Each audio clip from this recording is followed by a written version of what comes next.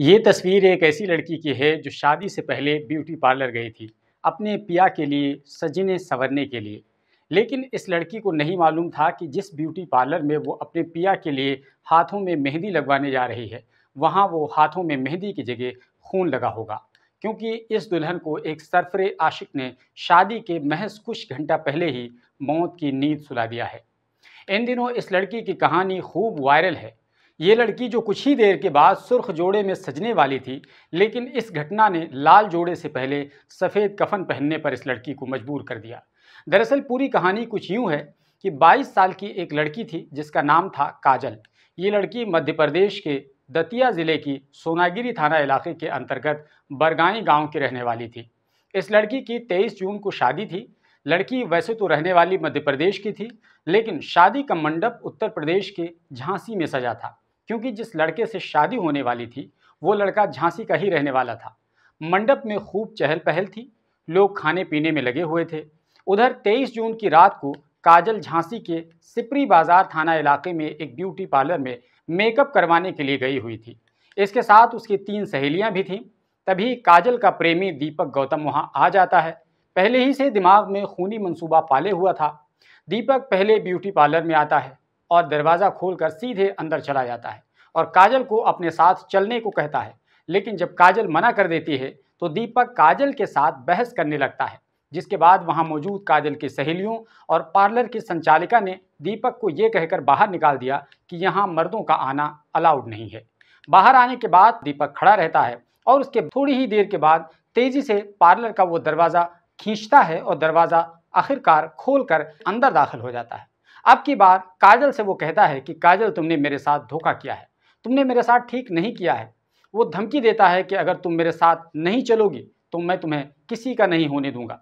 जब काजल इसका विरोध करती है तो इतने में लड़का अपनी पैंट की जेब से पिस्टल बाहर निकालता है और काजल के सीने में बहुत करीब से गोली मार देता है।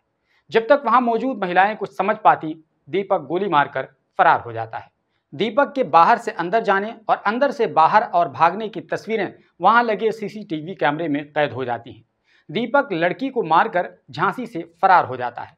उधर जब खबर आती है कि जिस लड़की के लिए मंडप सजाया गया था और दूल्हा दुल्हन को बैठने के लिए लाल कपड़ों का सोफा लगा हुआ था, अब वो सोफा खाली रह जाएगा, क्योंकि इस सोफे पर बैठने के लिए दुल्हन अब इस दुनिया में मौजूद ही नहीं है। इस तरह अचानक दुल्हन की मौत की खबर सुनकर सभी सन्न रह गए। किसी को थोड़ी देर के लिए कुछ समझ ही ना आया कि आखिर हो क्या गया है। घर वालों की तो मानो दुनिया ही उजड़ गई। दूल्हा जिससे काजल की शादी होने वाली थी, उसका नाम था राज जाटव, वो भी मायूस हो गया। इस तरह जिस घर में अभी थोड़ी देर में शहनाई बजने वाली थी, वहां पूरी तरीके से मातम पसर गया। मेहमान धीरे धीरे अपने घर चले गए। अब जबकि पुलिस वालों की बारी थी तो पुलिस वाले आ गए। पुलिस कप्तान ने एक टीम का गठन कर दिया, दीपक को तलाश करने लगे। लेकिन तभी 26 जून को दीपक मुरैना में एक होटल के कमरे में खुदकुशी कर लेता है। जब पुलिस को इसकी जानकारी मिलती है तो पुलिस मौके पर पहुंच जाती है और पुलिस ने जिस आशिक को जिंदा पकड़ने की कोशिश की थी, उसकी लाश लेकर पुलिस को आना पड़ता है। इस तरह एक इश्क ने न केवल एक लड़की की जान ले ली, बल्कि लड़का भी जान की बाजी खुद हार गया। साथ ही दूल्हा राज, जिसने काजल के साथ जिंदगी गुजारने की आस में बारात लेकर आया था और शादी के हसीन सपने पाल रखे थे, वो भी खाली हाथ रह गया। यानी एक सनकी आशिक ने 3 घरों को बर्बाद कर दिया। दरअसल दुल्हन काजल शादी से पहले दीपक से प्यार किया करती थी। दोनों के बीच एक रिलेशनशिप था, दोनों बातें किया करते थे। दीपक इस लड़की से दरअसल शादी करना चाहता था, लेकिन उधर काजल की शादी उसके घर वालों ने राज जाटव के साथ तय कर दी थी। बस इसी बात को खुन्नस खाए हुए दीपक के सर पर खून सवार हो गया और उसने तय कर लिया कि अगर काजल तुम मेरी नहीं हो सकी तो मैं तुम्हें किसी का नहीं होने दूंगा। ये कहकर वो शादी के दिन का इंतजार करने लगा। इसको लेकर उसने तैयारियां शुरू कर दी। उसने पहले पिस्टल खरीदा। आखिरकार जिस दिन शादी थी, उसी शादी की रात वो पिस्टल लेकर गया और जहां से दुल्हन सज करके अभी कुछ ही देर के बाद शादी के मंडप पर बैठने वाली थी, उस पर फूल मालाओं की बारिश होने वाली थी। लोग उसको बधाइयां और दुआएं देने वाले थे। बस इससे पहले ही पूरा खेल खराब हो गया और इस सनकी आशिक ने 2 परिवारों की खुशियों का दिया बुझाकर आखिरकार फरार हो गया। और इससे भी ज़्यादा हैरानी की बात यह है कि उसने अपनी भी जीवन लीला समाप्त कर ली। तो दोस्तों, यही होता है इश्क के भूत का अंजाम, जो अगर सवार हो जाए तो फिर समझ लीजिए कि इश्क का भूत कुछ भी करवा लेता है, फिर चाहे अपनी ही मौत क्यों ना हो।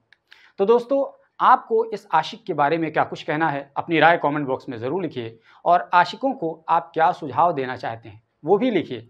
साथ ही ये भी बताइए कि आपने इस कहानी से क्या कुछ सीखा है, क्योंकि हमारी कहानी का सुनाने का मकसद हमेशा से आपको सचेत करना होता है, ताकि आप घटनाओं से सीख कर अपने आप को सुरक्षित रह सकें। बाकी ये वीडियो अगर आप फेसबुक पर देख रहे हैं तो पेज को हमारे फॉलो कर लीजिए, वीडियो को लाइक कर दीजिए, लोगों तक शेयर कीजिए, ताकि और लोगों को इसके बारे में जानकारी हो और वो भी अपने आप को सुरक्षित रख सकें।